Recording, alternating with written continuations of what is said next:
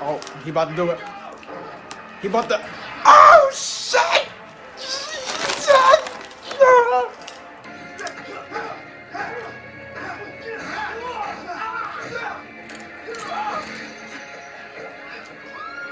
Oh, what the hell though?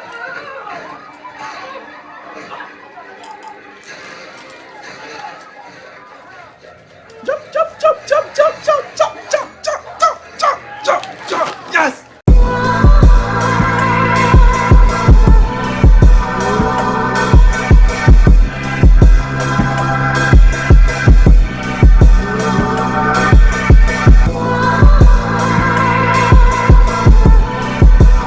Whew, okay. Alright. I'm back. Listen. That's a true reaction though. Like my reaction was literally like that. I mean, I didn't really have popcorn. I snuck snacks in. I can't even get words out. Like the movie was incredible. I have never really felt so much energy watching a movie. Like I'm in my seat cheering them on. Like I'm chanting. I'm like dancing. I'm like, and I'm sitting there with my girlfriend and she was doing the same thing. We were really like exclaiming through the whole movie. It was a ride unlike any other, and I told you this was really gonna like change things. And like we haven't been able to see the change just yet. Right now we're also reacting. It's been like 2 or 3 weeks since the movie released, so I'm gonna go see it twice. I saw it first with some friends. I saw it a second time with a group of different friends a week later, and I had to take some notes because I wanted to be really authentic in what I had to say. The reason why I saw it twice was that my first time seeing it, everything was reactive. Everything was just in response. It was a lot to take in and I couldn't really look at the details like I do other movies. So I didn't want it to be all hype. I wanted to actually bring some very good points and like have a critical analysis type of thing. First thing that stuck out to me was the ship that they flew in. So of course it's awesome. It can turn invisible. Has weapons on it. That's dope. And I don't know if anybody noticed, but it's kind of in the shape of a mask. So it has like this, I guess this rounded triangular shape, and this guy has like what looks like feathers on the outside. And as you can see, there's 3 holes. So there's 2 eye holes and like I guess a mouth hole. So to me, it looked like a flying mask. I would assume that that's kind of where inspiration came from, was some style of African mask, which they used in order to design the plane. Second thing I noticed, I fell in love with Shuri. Like, and not in like a, oh she's just gorgeous type of way. Like she was really like, she felt like a kid sister, you know, just mad playful, but she was like extra smart. Like, and that's how she always was. She was very intelligent, but she was like, she had a mouth on her. Like she was sassy, and I like how she kind of mixed up her own, I guess, urban style with her traditional wear, and she just stands out, and she's just like throwing shots at her brother and just talking mess the whole time. Third thing I noticed, it's General Okoye. Make sure you get it right. Say the General, because she is one of the best warriors in Wakanda. So please put some respect on her name. I like the roles that Denai gets. She's always plays. She can play this really hard person, but she has a heart. And you see it in a lot of her characters. Like Walking Dead, perfect example. When we first met her character, she was, you know, kind of cold, but she was badass. But then like throughout the series, you see her kind of soften up as her relationships develop with Rick and, you know, the rest of the members, and you see that she can smile, and when she smiles, her face just lights up, and it's just like, this is like a totally different person, but one and the same. Okoye did not play any games. She was ready to throw her spear through anybody at any given moment, and that's what everybody likes about her. She dipping and dodging, and she threw the spear through the car and stopped the whole thing. I'm just like, yo, she is not playing around. The thing I liked about this movie a lot was that all these characters have significant roles. That's not all just like typical, she's a damsel in distress, she's a hard ass, or he's a villain, and he's a hero. Like they all have like things about them that make them stand out. It's awesome.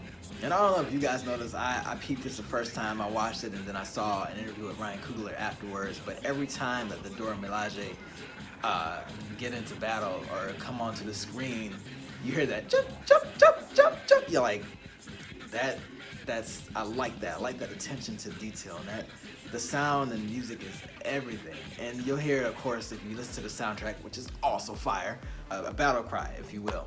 Another aspect I really enjoyed was that Ramonda, played by Angela Bassett, I really liked the mother-son aspect because, of course, in the comics, Queen Ramonda had a very special adoration for her son. Like, she was just so confident that he could achieve anything, but at the same time, she knew that that would get him in a lot of trouble because he's so forward and adamant and, you know, aggressive, but he has a heart. So these are the types of things that kings go through. They go through a lot of conflict because they can attain so much power and have such drive to get things done that people are going to want to come and usurp that power or try to take that away, and she knows that. And I can relate to that because I have a mother who was proud of everything that I did, who talked up everything, even when I didn't get straight A's in school. She really like pushed me to be the best that I can be and be my most expressive self. So definitely seeing that in the movie, really just something I could connect with and relate to, and that's why I think this movie is doing so well, because people just relate to it. They feel that, because any son or daughter who knows their mother will like really ride or die for them is gonna relate to that. When you have a tribe, there's different social dynamics. I liked how they had kids, you know, involved in different tasks around the city. There were kids present at the ritual combat fight, Magora I think it was called. You had kids working in the sacred grounds where the Black Panther can go to the astral plane and meet his ancestors. You had them, you know, filling in the sand and things like that. I really liked that inclusion of, you know, not just sex and not just ethnicity, but also age. It was just like a really good thing for me. There were a lot of good quotes that I also realized seeing this the second time through. One of my favorites was, a man who has not prepared his children for his own death has failed as a father. That means a lot to me. We're all human. We could go at any given moment. So to have an idea that your child should be prepared to grow in your absence and still like live their life, fulfill their own purpose in your absence, no matter when you go, is like a very powerful thing to me. Another good quote: "It's hard for a good man to be king." Like I previously said, when you have this drive to make a change and lead people and be a powerful ruler, you're gonna have people who are going to come after that and usurp that power and challenge that power. So it's gonna take for you to kind of have this edge to you that's gonna have to be a little destructive. You can't just have peace all the time, because when chaos comes your way, you're gonna have to respond for more chaos. That's why we have wars. T'Chaka struggled with that a lot, because as you saw, he killed his own brother. And it was like, hey, I had to choose my people. I had to choose. You were a traitor. You betrayed me. You're gonna betray me even further. Not only by giving a person who's outright racist, an arms dealer, a really destructive, evil person, you're gonna give them our most treasured element, substance, material, a material we don't even share with the same people on our continent. You're gonna give this super outsider, you're gonna do that, and then on top of that, you're gonna shoot one of your own people out of fury. That was his reaction. That's what happens when you're king. You gotta make really tough decisions. So just another underlying point that I think they touched on pretty well. So Claw has a mixtape. Like what is that? They're in a casino. You know, Claw comes in with all of his people. They walk right through the metal detectors, white privilege, and Ross is talking about the posse that Claw with him. He's just like, oh, you releasing a mixtape or something? He's like, actually, yeah, I have some music. So I'd be interested to see what Claw would be rapping about. Yeah, my armor's a cannon. I'm mixing the white. They call him the denim. Let me stop. Y'all not ready for the Claw bars. Miss me with that bullshit. So of course you're gonna realize this a lot watching the movie, is that the women had ill roles. Like they were really getting it in the whole movie. Like I didn't expect Lupita, I didn't expect her to have such a good fighting role, and I'm glad they didn't just make her the object of desire for T'Challa, or just a simple princess character or damsel in distress type of thing. They actually had her kicking ass, like especially in the casino scene. And even when she was driving the car, she was driving that thing barefoot because she lost her shoe, stabbing some guy in the head with it. I think really spoke a lot to her ability as an actress, as a performer. Nakia is really the MVP. Like she first of all, she was a freedom fighter. Okay, she was trying to do what Killmonger wanted to do without, killing his own people, to save his own people. She was a skilled spy. I think she might be able to hold her own with somebody like Black Widow. And she just really showed balance, demonstrated balance between her Wakandan pride and her duty to the rest of her people, like around Africa.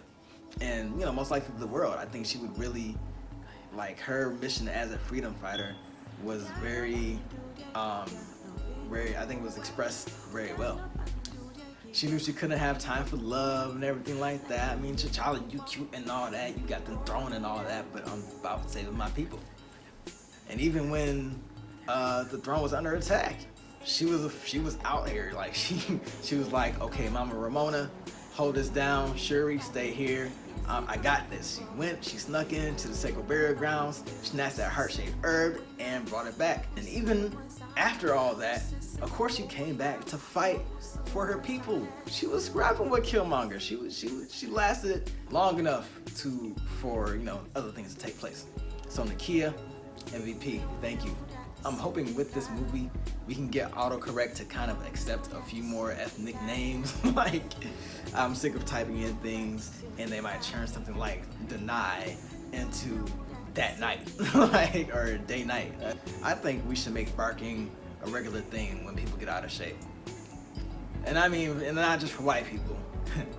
I mean for everybody. If you just get out of shape and just go hoo, hoo, hoo, hoo. I mean, if we can turn the N-word around and kind of flip it on its back, we can do the same thing with barking like a gorilla. The final quote that I really, really enjoyed and I really liked it was when T'Challa, after everything settles down, he's giving his statement to the United Nations or whoever it was. He was saying that more connects us than separates us. And if you think about it, no matter how many people are assholes to one another, no matter how much crime there is, no matter how much non-violent crime there is, no matter how much people tend to hate each other, so much that connects us. This world, like, we can all damn near eat the same food, we have the same bodies, the same organs. They all work a little different depending on where you are, but for the most part it's the same design. We all can feel fear, we all can feel inspired, we all can feel love, we all can feel hate. But the things that connects us, I really think, just outweighs what separates us. We need to get rid of, we need to find reconciliation with the past. And it's hard to do that because the image, especially of people who are of a certain skin tone, have been tarnished, dragged through the mud, and attacked, and violated, and perverted. And so it's just like, it's hard for a lot of people to get over that. And even for people whose ancestors might have done all this attacking, it's hard for them to see what they've done wrong. They really can't have that, they really can't grasp how the past resonates with people in the present. And I think until they figure that out, they're just gonna keep on, we're just gonna keep on arguing. We've had social media for just a small chunk, so people are exchanging ideas and feelings that haven't really been communicated in such a capacity in such a short period of time. So it's kind of new, and we're still kind of sorting it out. And it's like we're going through therapy after years and years and years of abuse or something like that, and it's all just coming out. It's all just out here in the open. Sometimes it feels like there's too much negative for people to actually build on something, and people just seem to give up. But I really think that people are making these changes, and I think so that's kind of how I took that. So it was just a magnificent movie. Everybody on the cast, everybody from the designers to the set designers to the director to the guy who handles the tape, the gaffer, like the guy who holds the boom mic. Everybody did a fantastic job. Some people have some grips about the CGI or whatever. I'm not worried about that. I just wanted a very good, compelling story, something that's different. And like I said, this movie I feel is going to open the gateway to more ethnic, different, diverse types of films and casting and stories. Like I said, I want to see some of the mythical stories from Africa and South America and even China. I want to see more of those stories kind of be told by the people who descend from those stories. You see what I'm saying? I think Hollywood has perverted other cultures too much. Straight up. Like, I think they've taken things and ran with it too much, and I'm sick of it happening. Like, I really want to see these people come together and tell the story of the people. Time will tell. Time will tell. Until next time, guys, I am Ace the Outsider, ATO-TV. Thanks for watching another vlog. More content coming up soon. Like I said, I'm going to keep on trying to post more and more often. Stop trying to think so much and just get it out there. But thanks for rocking with me. See you guys soon. Peace.